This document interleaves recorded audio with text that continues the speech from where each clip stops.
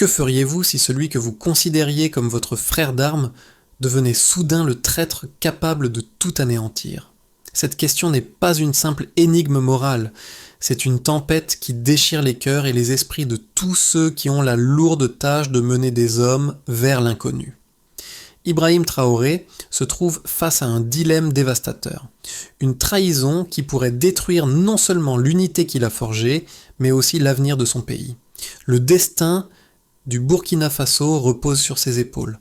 Comment un homme peut-il faire face à une telle épreuve lorsque loyauté et devoir s'affrontent? Loin des lignes de front, à la base militaire de Ouagadougou, Ibrahim Traoré est un homme de principe, forgé dans le feu du combat. Mais aujourd'hui, face à une trahison aussi choquante que dévastatrice, ses principes sont mis à l'épreuve. Moussa Diallo, un soldat qu'Ibrahim considérait comme un frère d'armes, est désormais un traître, un espion qui menace de tout détruire. Mais pourquoi cette trahison? Qu'a bien pu pousser un homme aussi respecté à sacrifier tout ce qu'il avait? Et comment Ibrahim doit-il réagir pour préserver l'unité du bataillon tout en restant fidèle à ses idéaux? C'est cette question, plus que toute autre, qui hante le capitaine. Le choix d'Ibrahim ne sera pas facile.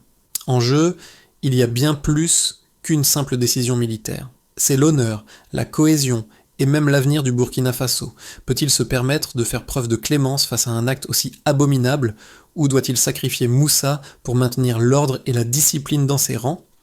La scène se déroule à la base militaire de Ouagadougou, capitale du Burkina Faso, en plein cœur d'une guerre qui n'épargne rien ni personne.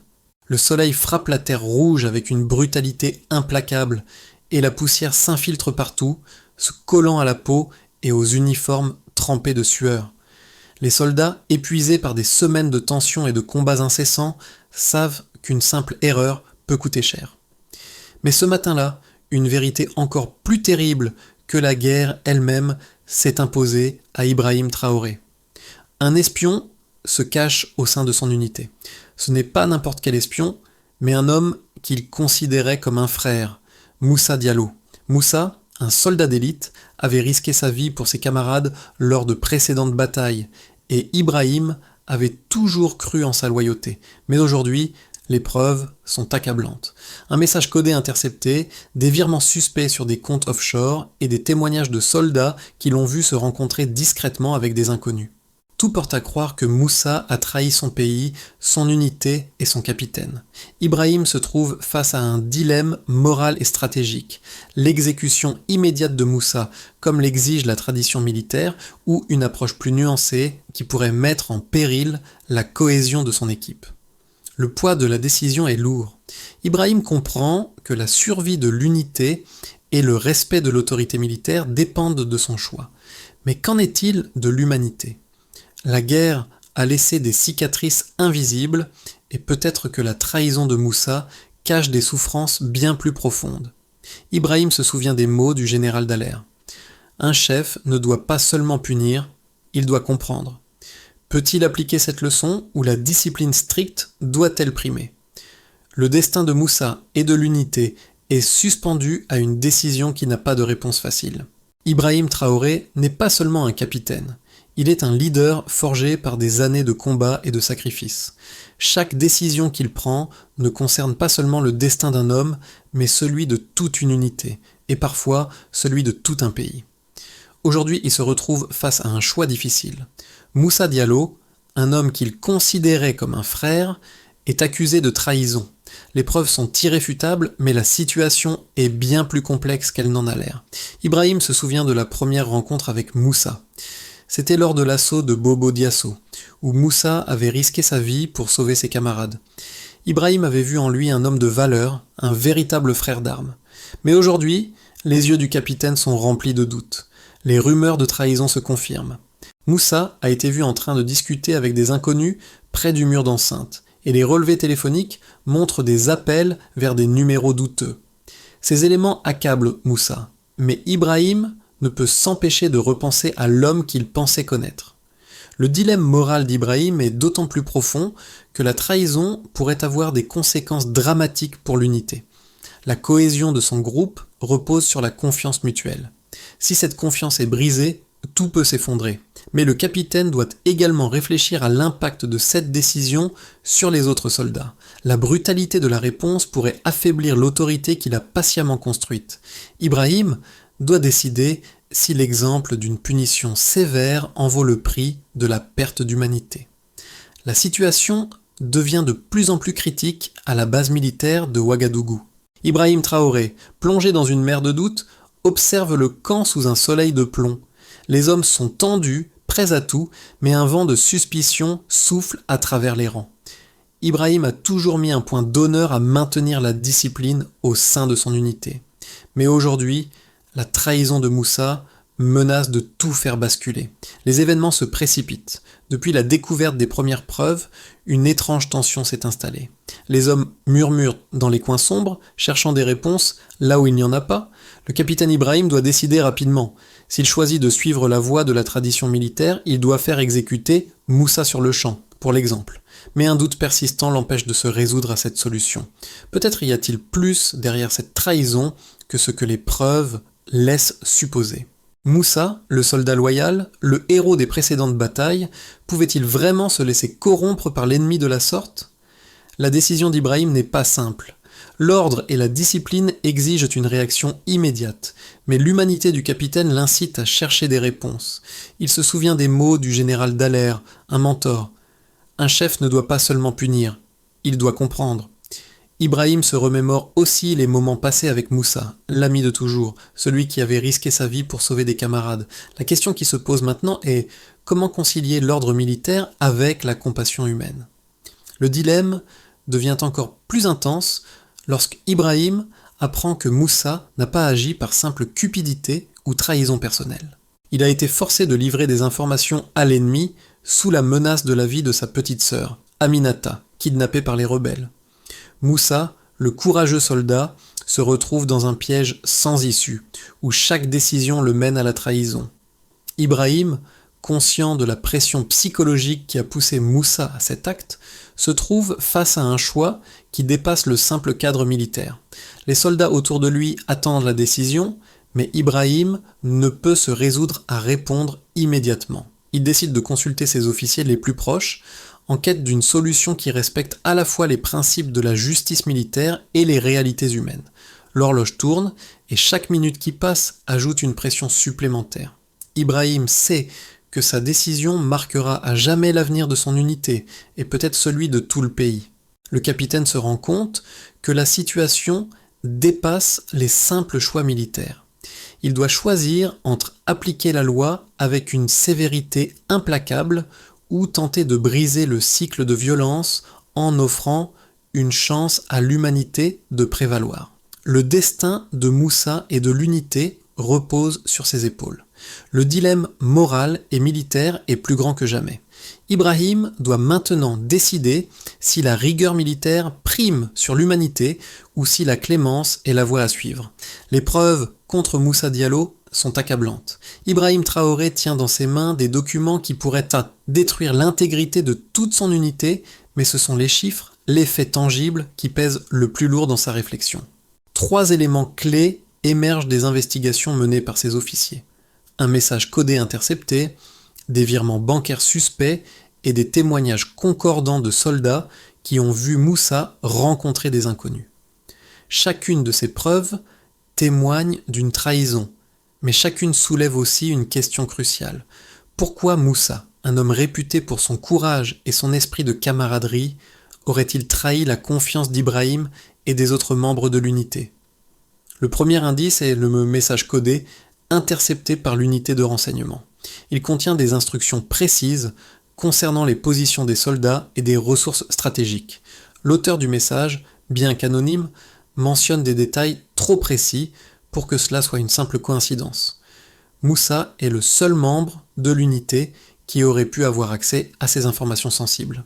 Le message était destiné à être envoyé à des contacts extérieurs, probablement des rebelles, en échange de quelque chose. Mais la question reste, que pourrait-il bien avoir promis en échange de cette trahison ? Le deuxième élément est bien plus tangible, des virements bancaires suspectés de provenir de comptes offshore. L'ampleur des montants échangés, bien que relativement modeste par rapport à la richesse des puissants de ce monde, a suffi à attirer l'attention des enquêteurs. Les virements ont eu lieu juste après des moments stratégiques de la guerre, suggérant une sorte de transaction en contrepartie d'informations vitales. Si Moussa a bien touché cet argent, cela pourrait bien être la preuve qu'il a accepté une forme de récompense pour ses actes de trahison. Enfin, les témoignages de soldats sont ce qui inquiète le plus Ibrahim. Plusieurs témoins ont vu Moussa s'entretenir secrètement avec des inconnus près du mur d'enceinte de la base. Ces rencontres ont eu lieu à des moments critiques lorsque les informations stratégiques étaient au plus bas, suggérant que Moussa était effectivement en contact avec des agents extérieurs. D'autres soldats ont remarqué des comportements suspects de Moussa, notamment lorsqu'il semblait distrait et préoccupé, comme si un poids énorme pesait sur ses épaules. Mais même avec toutes ces preuves, Ibrahim reste partagé. Les preuves sont claires, mais pourquoi Moussa, qui a risqué sa vie à plusieurs reprises pour sauver des camarades, aurait-il fait une telle chose ? Ce n'est pas seulement une question de trahison, mais de contexte humain. L'argent ne semble pas être un facteur décisif dans cette histoire. Il y a un facteur plus personnel, une pression peut-être plus grande que tout ce qu'Ibrahim aurait pu imaginer. Ibrahim doit maintenant faire face à l'évidence. La trahison de Moussa est avérée, mais les motivations restent floues. Le capitaine Traoré ressent un poids accablant en constatant que chaque élément de preuve le pousse à un seul et même verdict. Moussa doit être puni. Mais une autre voix, plus humaine, lui murmure que peut-être l'issue ne doit pas être aussi tranchée. Le dilemme moral auquel il fait face devient de plus en plus insupportable.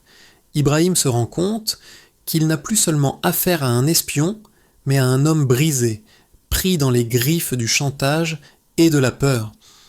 Ibrahim Traoré se trouve face à un dilemme moral et stratégique qui soulève des questions profondes sur la nature du leadership et de la justice. L'unité est au bord de l'effondrement, et chaque mouvement d'Ibrahim a des répercussions sur le moral et l'intégrité de ses soldats. Le capitaine doit prendre en compte deux arguments opposés, chacun renforcé par des preuves solides. D'un côté, il y a ceux qui estiment que la seule solution est l'exécution immédiate de Moussa. La trahison d'un soldat au cœur même de l'unité met en danger non seulement la sécurité de l'armée, mais aussi la stabilité du pays. L'honneur militaire exige une réaction rapide et impitoyable. Cette position est soutenue par plusieurs officiers, dont le lieutenant Makama, un homme rigide qui rappelle sans cesse que l'exemple doit être fait. Selon lui, Ibrahim ne peut se permettre d'ignorer la gravité de la trahison. Si Moussa est laissé en vie, cela enverra le mauvais message à toute l'unité, et la discipline qui fait la force de l'armée sera perdue. Il cite les précédents historiques, où une seule trahison a suffi à détruire une armée entière. Les soldats doivent savoir que la loyauté est une question de vie ou de mort. De l'autre côté, il y a ceux qui défendent l'idée que Moussa a agi sous la contrainte, et que, pour le bien de l'unité, il faut faire preuve de clémence. Ces voix sont plus discrètes, mais elles existent au sein du cercle proche d'Ibrahim. Le sergent Naba, un vétéran respecté, soutient que Moussa a été pris dans un piège, forcé de trahir pour sauver la vie de sa sœur. Selon lui, une exécution ne réglerait rien et ne ferait que renforcer la peur et la méfiance. Moussa, bien que coupable d'avoir rompu son serment, n'est pas un homme immoral, mais un homme brisé par la guerre et les menaces des rebelles. Naba argumente que la véritable force de l'armée réside dans sa capacité à faire preuve de solidarité, même dans les moments les plus sombres. Si Ibrahim choisit de punir Moussa sans tenir compte des circonstances, il risque de perdre non seulement un soldat, mais aussi la confiance de ses hommes. Ibrahim se retrouve donc à devoir évaluer ces deux positions. D'un côté, il y a la rigueur militaire, qui exige la justice immédiate pour maintenir la discipline, et de l'autre, il y a la compassion humaine, qui appelle à une réponse plus nuancée. Chaque option comporte ses risques et ses bénéfices. En tant que leader, Ibrahim sait que sa décision n'affectera pas seulement Moussa, mais l'ensemble de l'unité et l'avenir de l'armée. Le dilemme d'Ibrahim réside dans le fait que chaque choix semble avoir des conséquences irréparables. L'ordre ou la clémence, la force ou l'humanité. Le silence pesant de la base est soudainement rompu par une révélation choquante. Moussa Diallo n'est pas un traître ordinaire. Dans un face-à-face tendu avec Ibrahim, il brise le masque de l'espion et révèle une vérité qui bouleverse tout.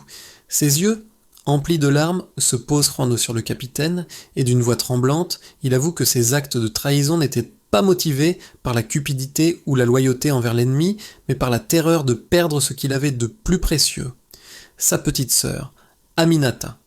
Moussa confie qu'il a été contraint de transmettre des informations sensibles aux rebelles sous la menace de la vie de sa sœur, kidnappée par ces derniers.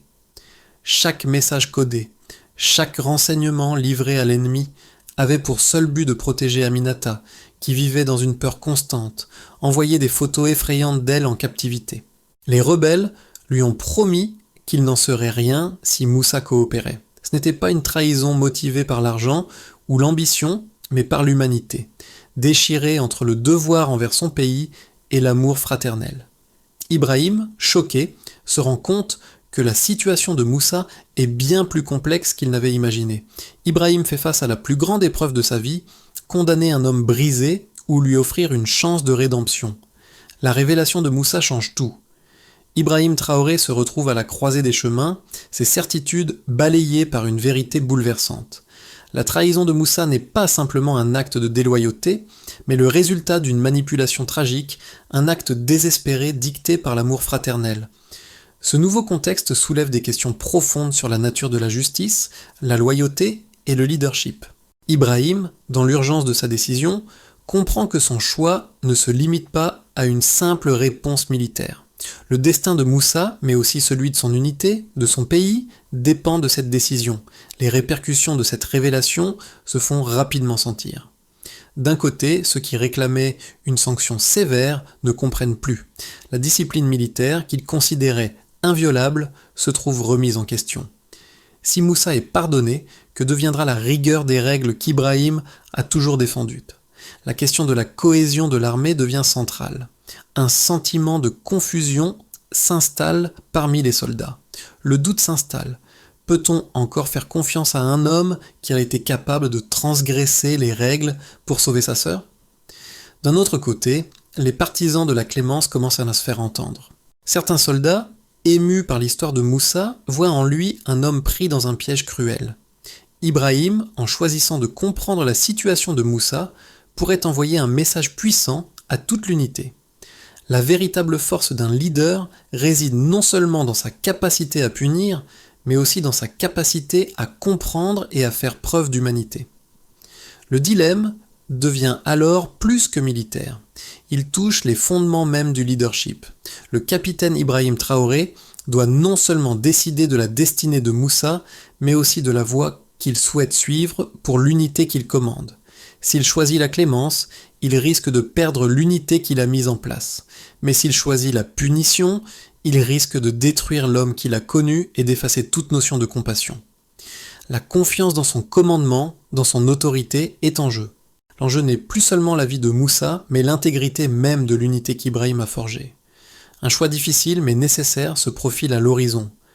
Les trois scénarios qui se dessinent pour Ibrahim Traoré et son unité sont aussi différents que possible, chacun ayant des implications profondes pour l'avenir de l'armée et du Burkina Faso. Dans cette situation complexe, le capitaine se doit de considérer les conséquences de chaque décision qu'il pourrait prendre, et pour imaginer la suite, trois trajectoires se dessinent naturellement. D'abord, imaginons une première issue, plus dure et immédiate, où l'exemple passerait avant tout. Si Ibrahim décide de suivre la voie de la tradition militaire, cela entraînera une réponse rapide et décisive, l'exécution de Moussa. Cette action envoyera un message fort à l'unité et au pays. La discipline et l'ordre passent avant tout et aucune trahison ne sera tolérée, peu importe les circonstances. Cette solution pourrait renforcer l'autorité d'Ibrahim à court terme, redonnant à ses hommes un sens de la sécurité et du respect pour les règles. Cependant, cette option comporte des risques considérables. L'unité pourrait être fracturée, certains soldats remettant en question la décision d'Ibrahim. La brutalité de la punition pourrait laisser des cicatrices profondes dans les esprits, et la division parmi les soldats risquerait de s'aggraver. La confiance pourrait être altérée, et l'unité pourrait perdre sa force. À moyen terme, cette solution pourrait s'avérer contre-productive, exacerbant les tensions internes et nuisant à la cohésion de l'armée. Ensuite, on peut envisager une seconde issue, plus clémente, qui mettrait l'accent sur les circonstances et la compassion. Si Ibrahim choisit de faire preuve de clémence et de pardonner Moussa, en reconnaissant les circonstances atténuantes, il enverra un message de compassion et d'humanité. Cette décision pourrait renforcer la confiance des soldats envers leur capitaine, qui serait perçu comme un leader capable de comprendre les complexités humaines et d'appliquer une justice nuancée. Cependant, la clémence pourrait également miner la rigueur de l'autorité militaire. Les soldats pourraient se sentir plus libres de contourner les règles, sachant que des exceptions peuvent être faites. À moyen terme, cela pourrait créer des tensions entre ceux qui estiment que la justice a été trop clémente et ceux qui se sentent réconfortés par l'humanité du capitaine. Ce choix pourrait avoir des bénéfices pour la cohésion de l'unité à long terme, mais aussi créer une fragilité dans l'ordre militaire. Enfin, une troisième issue est possible, plus nuancée, comme un compromis entre la rigueur et la clémence. Ibrahim pourrait également opter pour une solution intermédiaire. Il pourrait décider de ne pas exécuter Moussa, mais de le punir d'une manière moins drastique, comme le retrait de ses fonctions et un séjour en détention militaire. Cette option permettrait à Ibrahim de maintenir la discipline tout en reconnaissant la situation humaine de Moussa. Elle offrirait un compromis entre la rigueur et la clémence, permettant à l'unité de rester unie tout en envoyant un message clair sur les attentes en matière de loyauté et de dévouement. À long terme, cette solution pourrait permettre de maintenir un équilibre entre autorité et compassion, préservant ainsi la cohésion de l'unité tout en évitant les divisions internes. Cependant, cette voie pourrait également créer des interrogations sur la flexibilité de l'autorité d'Ibrahim, suscitant des discussions parmi les soldats. La décision d'Ibrahim est cruciale, non seulement pour Moussa, mais aussi pour l'avenir de son unité et du pays.